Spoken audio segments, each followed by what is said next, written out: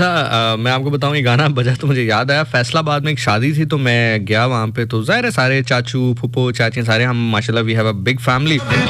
तो और मुझे ना कंबाइंड फैमिलीज़ बड़ी अच्छी लगती हैं। अब मैं ये नहीं, अब जितने लोग मुझे सुन रहे हैं, कोई मतलब फेमिनिस्ट खातून सुन रही हो या वो सुन रही हो जिनको जॉइंट फैमिली पसंद नहीं है, तो कहे देख कितना ऐसा आदमी है, तो ऐसा मतलब आपको नहीं पसंद होगी, आई रियली अप्रिशिएट इट, लेकिन मुझे पसंद है, कुछ चीज़ों की वजह से पसंद है। मतलब 2-4 चीज़ें अगर ना हो तो मुझे बड़ी पसंद है, और होती 2-4 चीज़ें नहीं। मतलब मैं जितने भी मुझे पेरेंट्स इस वक्त सुन रहे हैं ना, मैं बड़ी हाथ जोड़ के रिक्वेस्ट करता हूँ उनसे, बहुत हाथ जोड़ के रिक्वेस्ट करता हूँ। बल्कि मैंने आपको शायद बताया है कि नहीं बताया तो भी बात अच्छी है, नहीं बताया चलो अभी दोबारा सुन लो। मैं ना कोई हफ्ता पहले अपनी अम्मी के साथ बैठा हुआ था और एक्चुअली वी वर डिस्कसिंग कि जी कंबाइंड फैमिली होनी चाहिए नहीं होनी चाहिए इस तरह। तो मैंने अम्मी से कहा, मैंने कहा अम्मी आपको पता है लड़ाइयाँ ज्यादा क्यों होती हैं? पूछ क्या? मैंने कहा अम्मी लड़ाइयाँ इसलिए होती हैं, जैसे देखें बहुत दफ़ा हमारा अपना रवैया अपने बच्चों के साथ और होता है, लेकिन जब कोई बाहर से आ जाती है तो फिर उसके साथ रवैया और हो जाता है। मैंने कहा जैसे मैं आपको एग्जांपल देता हूँ, मैंने अपनी अम्मी को एग्जांपल दी एंड देन अभी आप लोगों के सामने भी रखता हूँ। अब ये मेरी आदत है कि we have domestic help in our house, हमारी डोमेस्टिक हेल्प है, वो आती हैं, जो काम होते हैं घर के उसमें अम्मी की हेल्प करवाती हैं वो। लेकिन ये रूल है मेरे घर के अंदर कि मैंने अपनी वालदा से कहा हुआ है कि मेरे रूम को आप भी साफ नहीं करेंगी और जो हमारी डोमेस्टिक हेल्प बाजी आती हैं वो भी साफ नहीं करेंगी, और वॉशरूम को तो बिल्कुल सवाल ही पैदा नहीं होता। मतलब क्या सोच है रे तेरी? मेरे कमरे से भी अगर बहुत ज्यादा कोई मजबूरी है, मैं नहीं हूं तो बहुत ज्यादा हो तो डस्टिंग, दैट्स इट। इससे हट के मेरे कमरे में आपने जो है इससे ज्यादा और कुछ नहीं करना, डस्टिंग से ज्यादा कुछ नहीं करना। और वॉशरूम को तो बिल्कुल वॉशरूम में कोई नहीं जाएगा, वो मैं खुद साफ करता हूँ। ये मैं ऑन एयर बात कर रहा हूँ, मुझे कोई शर्म नहीं है ये बात करते हुए। मैं अपना वॉशरूम जो मेरे रूम के साथ मेरा अटैच्ड वॉशरूम है, मैं किसी को साफ करने नहीं देता, मैं खुद करता हूँ। बल्कि मैंने कल अपना पूरा कमरा साफ किया जन्नती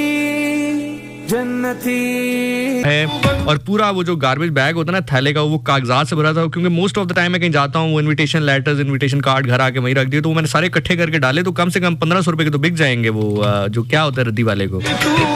और उसके अलावा वो परसों में कल मैंने जो है बाकायदा अपना जो है वॉशरूम वगैरह प्रॉपर क्लीन, कसम से मैंने तो बल्कि करके फिर अम्मी को बुलाया, मैंने कहा अम्मी चेक करें कितना साफ है, कमरा चेक करें वॉशरूम। तो अम्मी कहती तू मेरी धी है धी। So, ये मेरी आदत है। मतलब मुझे बड़ा ये अजीब लगता है कि मतलब कमरा के हद तक ठीक है, लेकिन ये जो रेस्ट रूम या वॉशरूम होता है, this should be the something जो कि आपको खुद क्लीन करना चाहिए अपना। So anyway, having said that,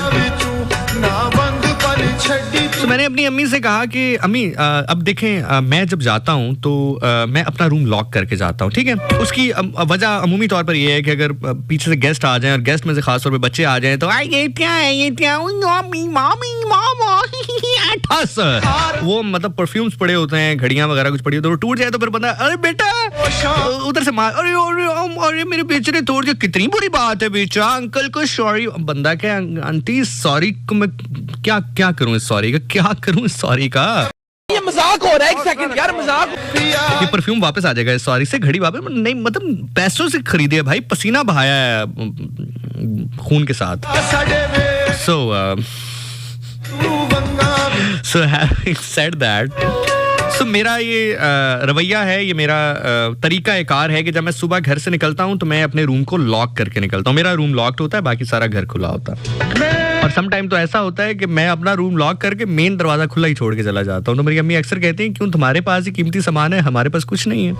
सो खैर मैंने अपनी अम्मी से कहा, मैंने कहा अम्मी देखिए मैं अपना रूम लॉक करके जाता हूँ, और आप हंसती हैं सम टाइम, मतलब पापा भी बैठे हों और आप भी बैठे हो तो आप हंसते हैं कि यार ये देखो यार, या कोई गेस्ट भी आ जाए तो अक्सर हंसते हैं कि यार देखो रूम लॉक करके जा रहे हैं, मतलब एक फनी वे में, एक अच्छे वे में बात करते हैं।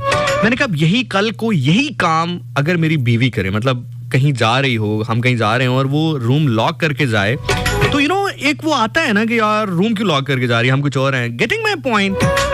मतलब जब एक काम बेटा कर रहा है तो वो ठीक कर रहा है। मैं ये नहीं कह रहा कि मेरी वालदा ऐसे करेंगी, लेकिन मैं एक जनरल ओपिनियन बता रहा हूँ कि जब बेटा कर रहा है तो उस पर हम हंस भी रहे हैं, खुश भी हो रहे हैं और एक उसको मजाक ले रहे हैं, लेकिन जब वही काम उस बेटे की बीवी आपकी बहू कर रही है तो उसमें आप थोड़ा सा मामलात खराब कर रहे हैं। सो अगर कंबाइंड फैमिलीज में अपनी अपनी हदूद का सबको पता हो, प्राइवेसी का थोड़ा ख्याल हो, तो कंबाइंड फैमिली से बेस्ट और कोई चीज़ इस दुनिया में नहीं है।